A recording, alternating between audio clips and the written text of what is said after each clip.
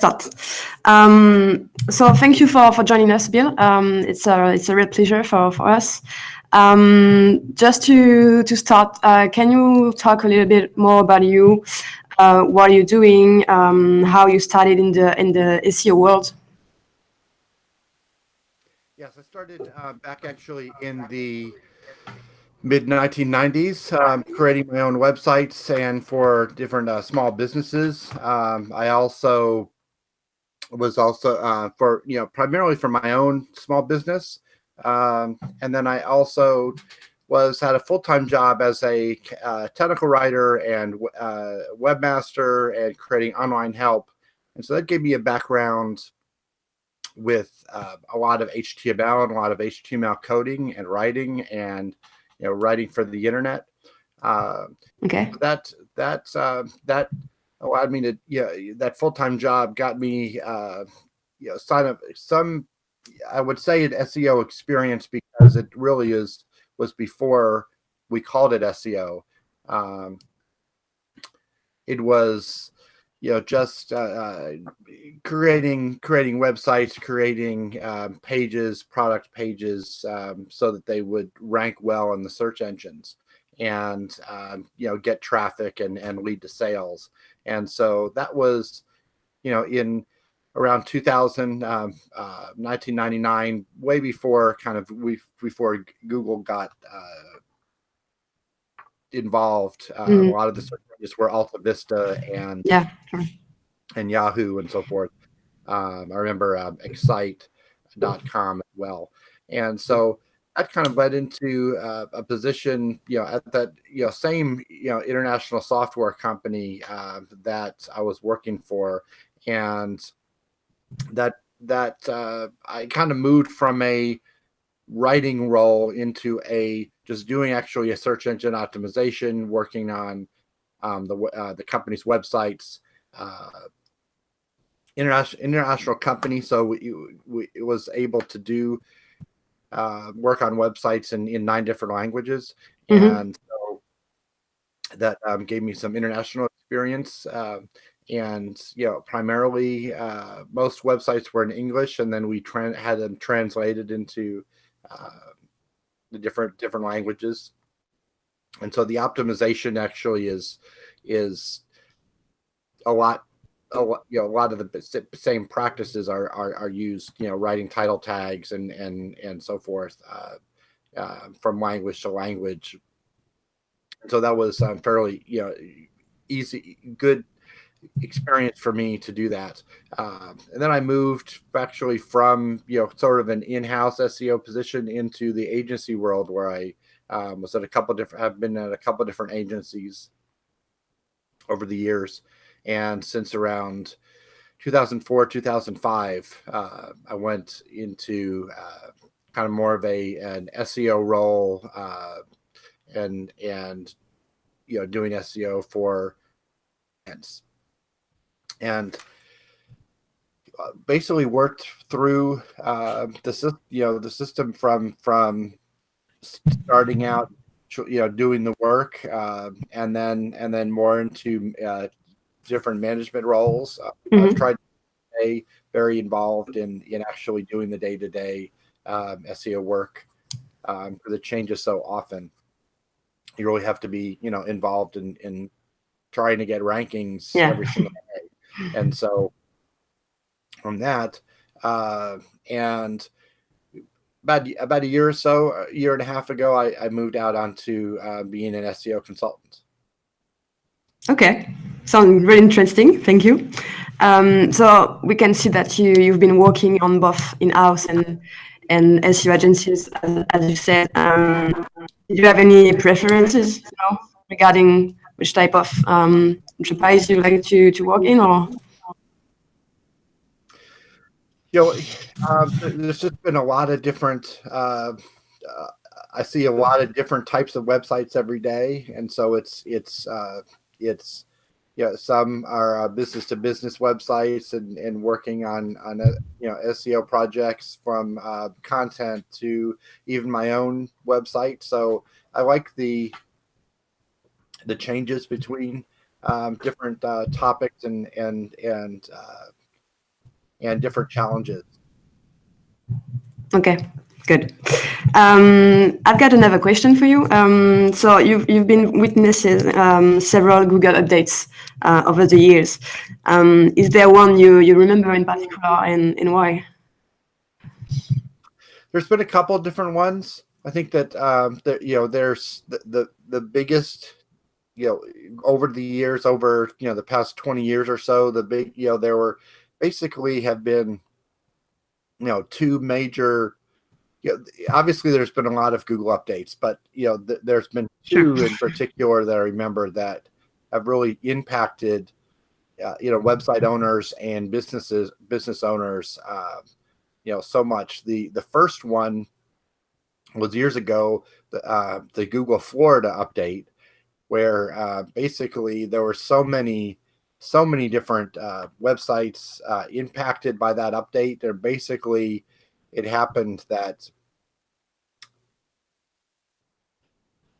literally overnight, when that update happened, a lot of businesses and small businesses relied on Google organic traffic for all their business, and literally there were companies who just went out of business because Google made an update.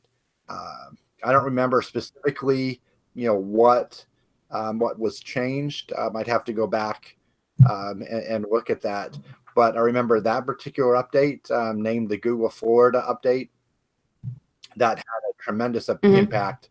And I think the other major update, which really needed to happen, was kind of a combination of Penguin and Panda, but the Penguin issue basically with links, and for so many years websites relied on just link spamming and getting links that were not natural, and so just go get links and links and links, and over, and it didn't matter the quality of the links, and so that in particular has had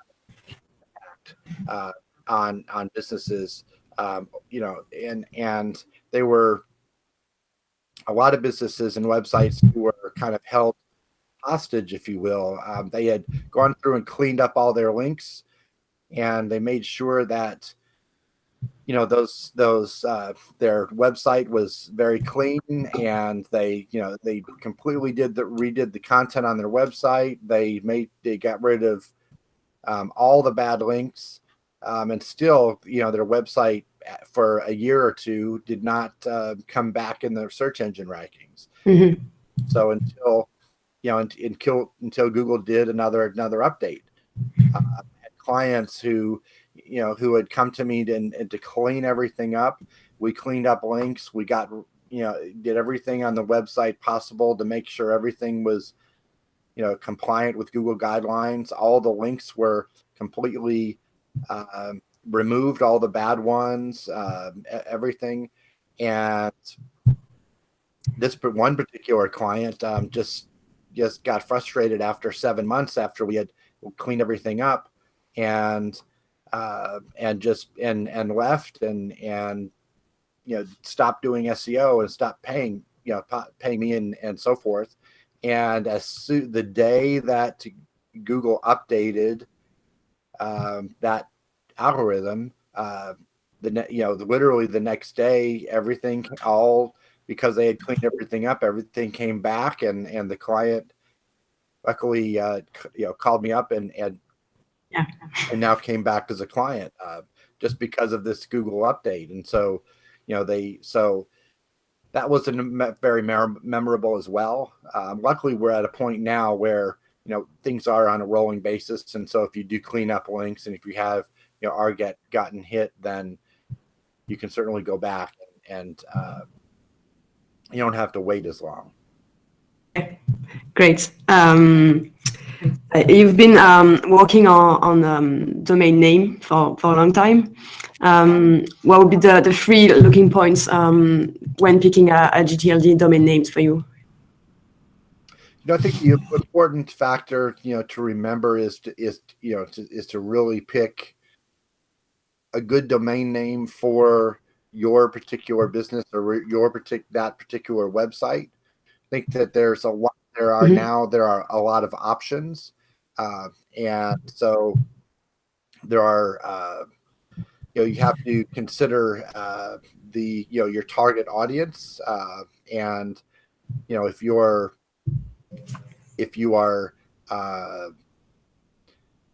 primarily based business in France, and you would and all your users are going to be French, you expect to use they would expect to see a .fr domain name.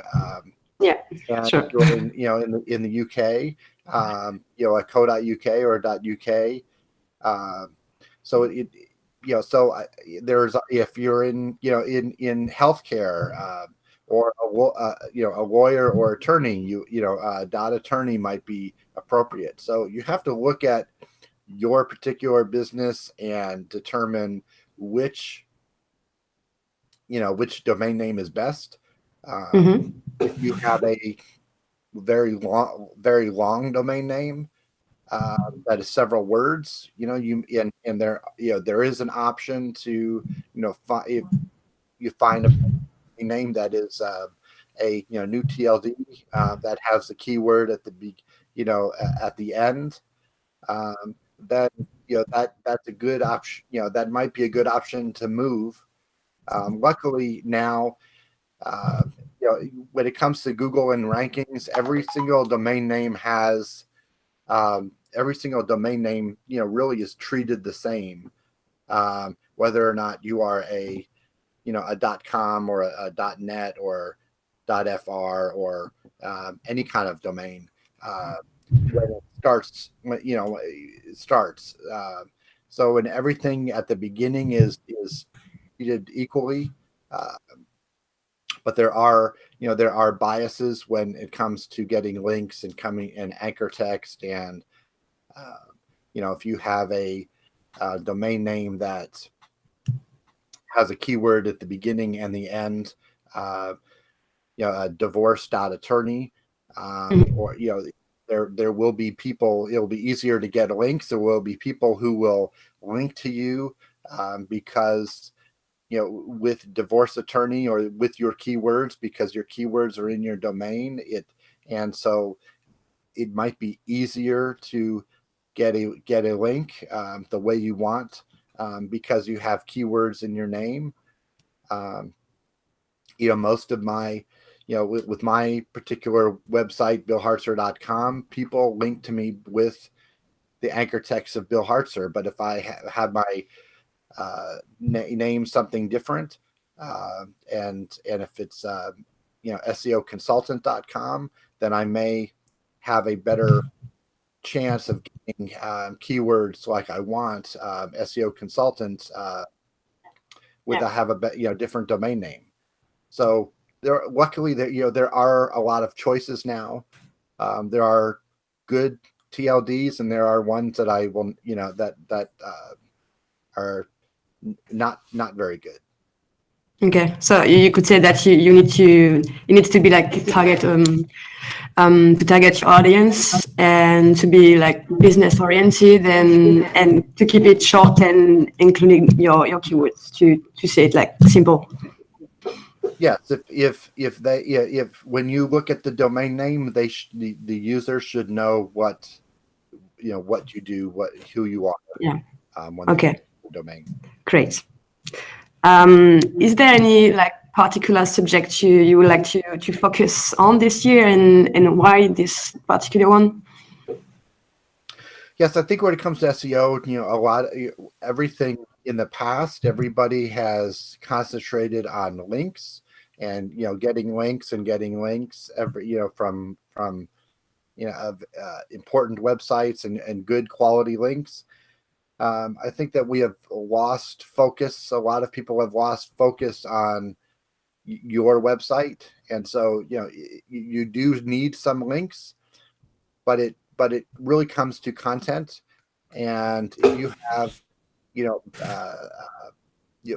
really better content, you can rank well. And so we need to, my focus this year is going to be on more on page and, everything from, title tags to headings and to, using proper schema markup, using, bulleted lists and tables and, images on posts so that, it is, marked up properly. It makes it easier for the search engines to understand your page. And you can get things like the featured snippets and that a lot of that being the goal. And so what I am seeing is that a lot of pages are ranking well when they have longer content.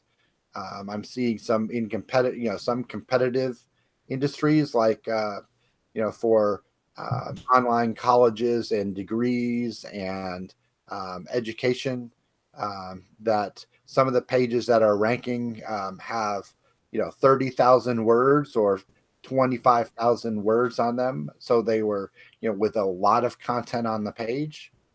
Yeah. So increasing content can be very helpful.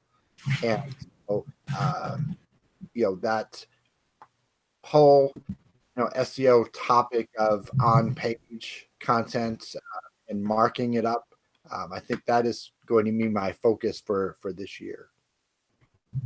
Okay. So regarding this on-page metrics you're going to focus on, is there any secret SEO tip you would like to share with us and with the OnCrawl community? I think there are certain small little things, you can take advantage of, your meta description tags that are longer now. I think that I think that some, if there are some, I guess the secret SEO tips, I think that there are some, like, just if you're in WordPress, for example, if you are using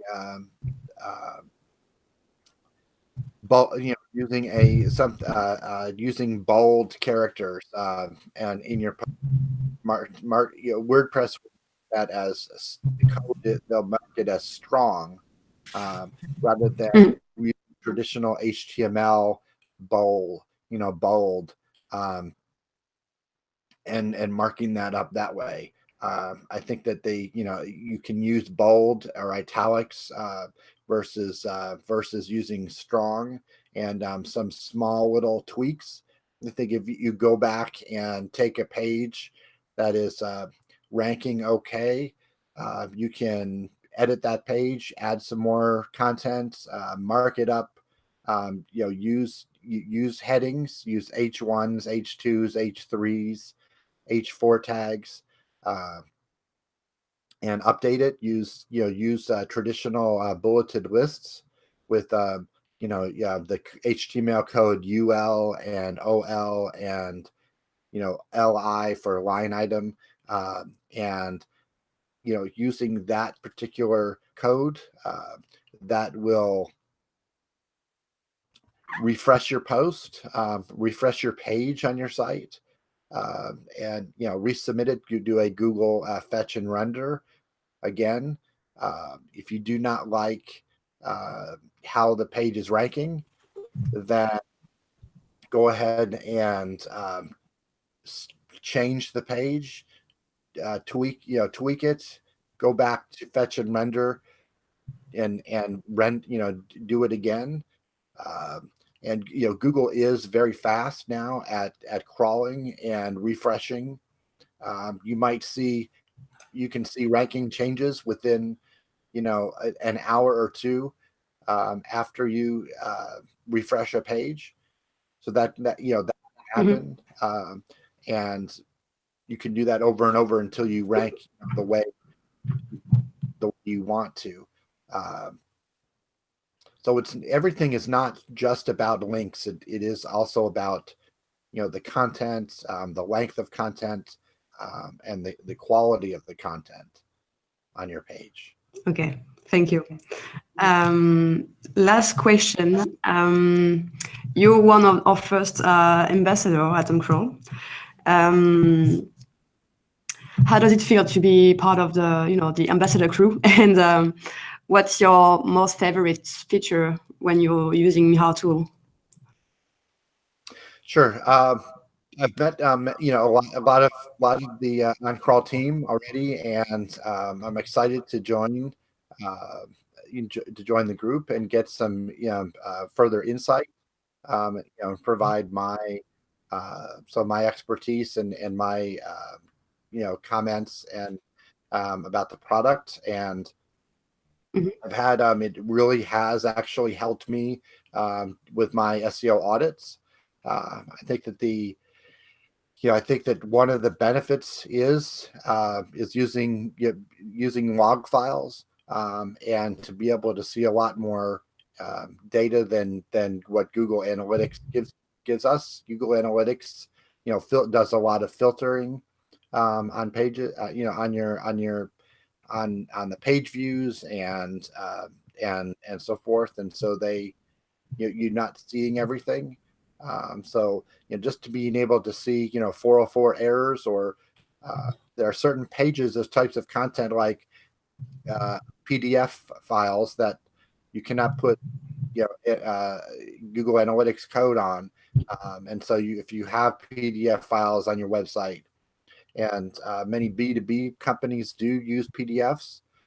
So they have no idea how many people are viewing or going directly to those PDF files than going to their website. So OnCrawl is very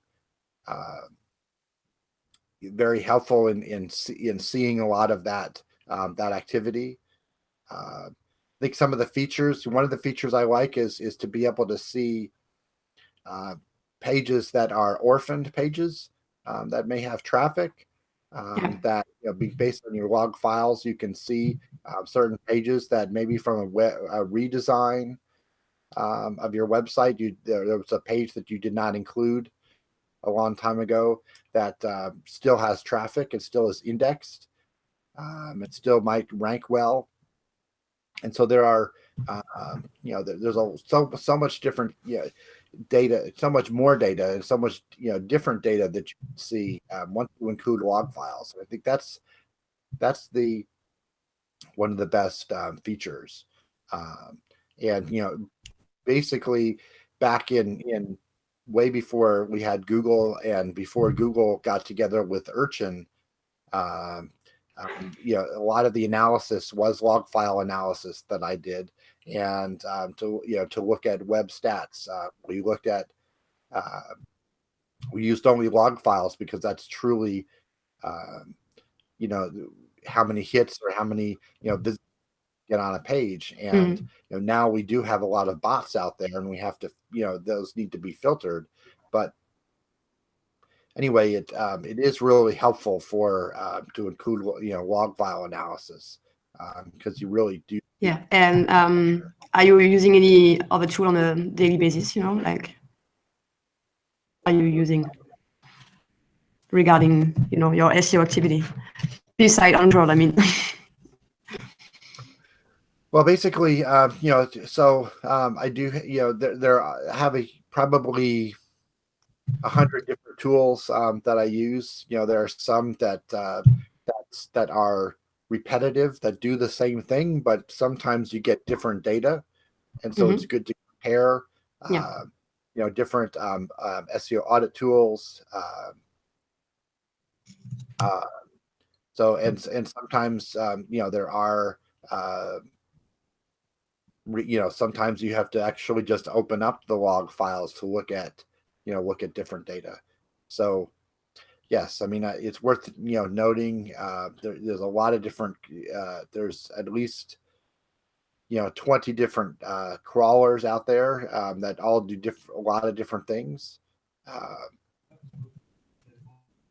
But there are certain ones that I rely on initially to when I do an SEO audit. There's about 4 or 5 tools. Basically, I start off with that I run, and then based on certain data that that those tools provide, then I will sometimes have to run other tools to get other answers of what is going on with the website. Okay. Okay, great. So thank you. It was actually my last question. So thank you very much for all your insights and your perspective regarding your your expertise and what you're doing at the moment. It was very interesting. So thank you very much for joining us today and for being on as well. It's a great pleasure for us, and I hope to see you soon. And